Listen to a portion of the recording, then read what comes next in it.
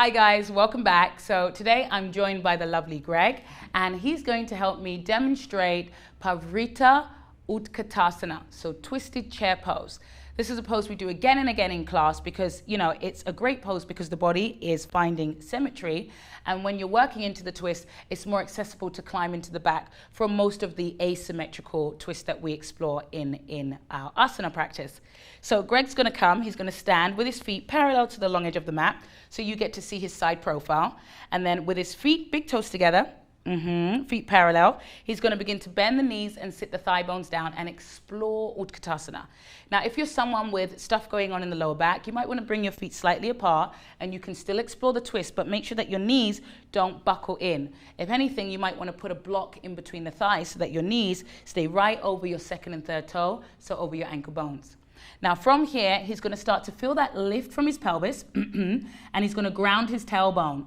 As he sends the tailbone towards the heels without tucking, he's got a nice curve in his lower back, but without overarching.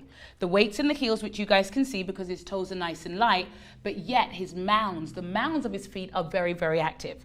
Then from here, he's going to plug the ribs in just a little bit more. He's going to bring his hands to heart, and then from here, he's going to start to twist from the waist up and hook the left elbow to the outer right thigh. Now what tends to happen is as we climb into this posture, the left hip goes out to the side and the left knee goes forward because we start to take the twist out of the upper thoracic and more into the lower back and into the legs. So think about drawing the left knee back, so that you can actually stack your knees are level, and feel the twist happening from deep in the upper thoracic. As you level the knees, nicely done, you pin the outer hips in, and then we start the revolving. So for now, Greg's going to look down so that we really start the continuation from the journey of the spine, and then ending last with the crown, maybe gazing slightly up with your gaze.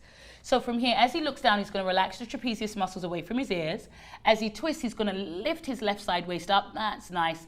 And as he presses his palms in towards each other, he's going to think sternum forward past the thumbs as he draws the thumbs together there, and you can see that energetic energy of him lengthening out of the posture a lot more from the thick of his back. Now this is really good. As he pulls this left hip back into the midline again, the tips of the shoulder blades are moving into the back and the collarbones are nice and wide. Then he can start to look to the side maybe. He can go a little bit deeper, so he's going to lower his left arm down, and as he lowers the left hand all the way down, more in line with the right ankle, he's going to start to pull up. That's where you've really got to find that energetic reach. Pull up through his right fingers. And notice that his right arm is not behind him. It's not in front. It's straight up and in line with his side body. Then he's going to start to, again, feel the tips of the shoulder blades moving in. Inhaling, he's exploring space.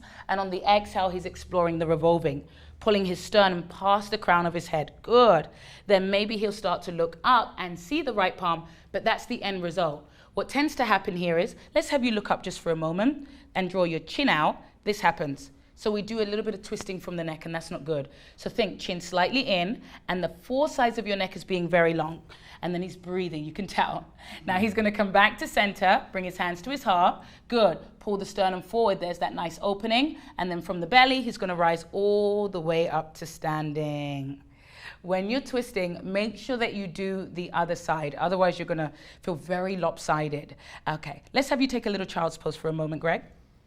So just to recap, when we come into the posture, you want to think, how can I lift up out of it? What tends to happen are the knees go forward. So think shins into the calves, and as you twist, think about the energy is moving forward. So sternum forward. As the sternum pulls forward, the right shoulder head rolls back, the tailbone lengthens, so that you're not here. This is what tends to happen to students. Think butt descending. As you drop the buttock bones towards the heels, lift the sides of your waist up off the pelvis, and then you start to revolve and possibly even stack the rib cage towards the direction your heart is facing.